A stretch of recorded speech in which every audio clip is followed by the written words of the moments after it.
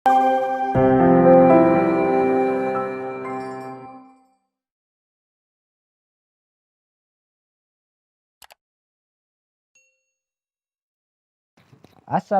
warahmatullahi wabarakatuh. Selamat datang kembali bersama saya Bahtiar Movie dalam channel 1000 Jalan. Baik, pada video kali ini saya akan memberikan FR atau bocoran materi soal SKB CPNS yang keluar pada ujian SKB di hari pertama sampai hari kemarin, khususnya untuk guru bahasa Indonesia. Jadi buat teman-teman peserta SKB yang belum melaksanakan ujian, bisa simak terus video ini sebagai referensi belajar dan sebagai tambahan materi untuk persiapan menghadapi ujian SKB nanti. Dan sebelum ke pembahasan, jangan lupa teman-teman tekan tombol subscribe-nya terlebih dahulu dan tekan tombol loncengnya agar teman-teman selalu mendapat informasi-informasi terbaru seputar FR soal-soal SKB. Karena nanti kami akan selalu update terkait soal-soal SKB CPNS ini yang keluar pada ujian SKB di hari berikutnya. Baik, langsung saja kita ke pembahasan.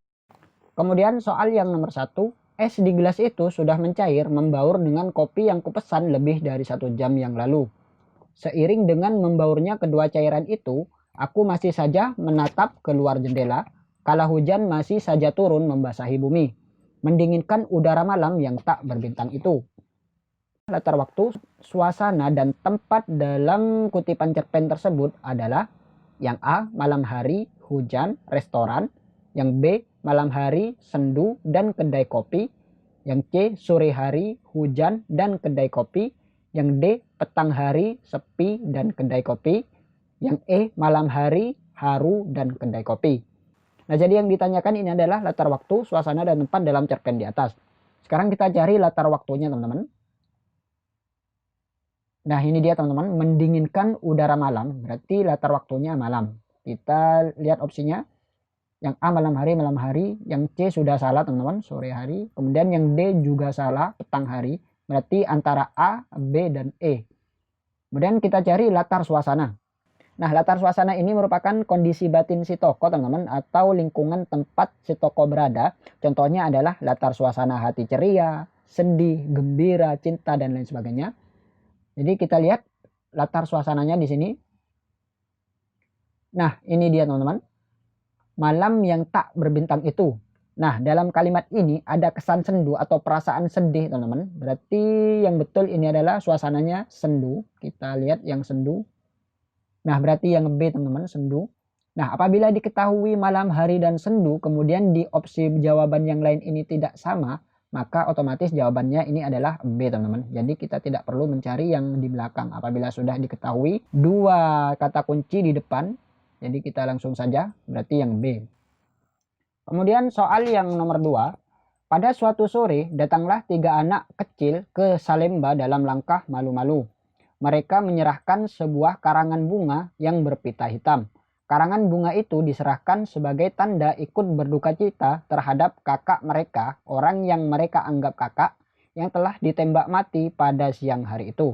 Sudut pandang proses di atas adalah yang A. Orang pertama, yang B. Orang kedua, yang C. Orang ketiga, yang D. Orang keempat, yang E. Orang pertama sebagai pelaku sampingan.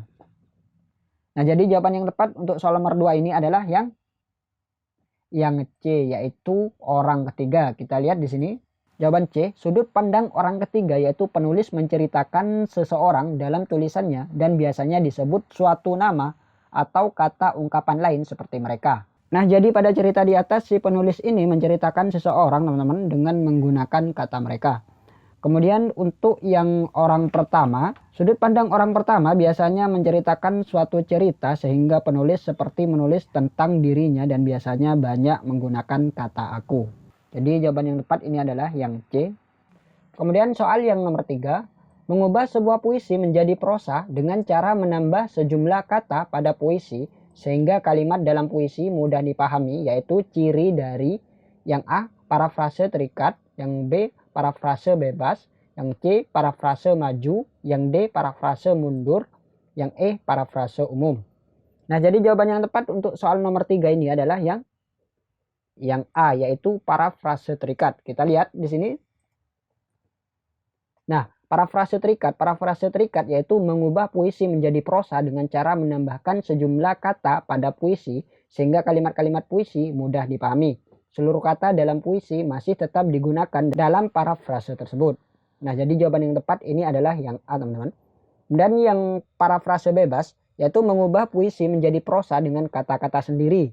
Kata-kata yang terdapat dalam puisi dapat digunakan, dapat pula tidak digunakan. Setelah kita membaca puisi tersebut, kita menafsirkan secara keseluruhan, kemudian menceritakan kembali dengan kata-kata sendiri. Nah, jadi jawaban yang tepat ini adalah yang A. Kemudian soal yang nomor 4, sehubungan dengan pelaksanaan study tour ke Bandung, maka diberitahukan kepada seluruh siswa kelas 6 SDN Mande 1 untuk berkumpul pada pukul 19.00 waktu Indonesia Barat. Dimohon dengan tepat waktu. Jangan lupa bawa semua perlengkapan seperti kamera untuk mendokumentasikan kegiatan dan alat tulis serta pakaian untuk keperluan. Berikut adalah isi dari pengumuman di atas kecuali yang A, pengumuman dibuat untuk siswa SDN Mande 1. Yang B, peserta study tour berkumpul pada pukul 19.00 waktu Indonesia Barat. Yang C, salah satu perlengkapan yang harus dibawa adalah kamera.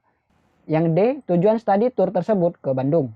Nah, jadi yang ditanyakan ini adalah isi dari pengumuman tersebut yang salah, teman-teman, yang tidak masuk dalam isi pengumuman tersebut. Kita lihat opsi yang A, pengumuman dibuat untuk siswa SDN Mande 1.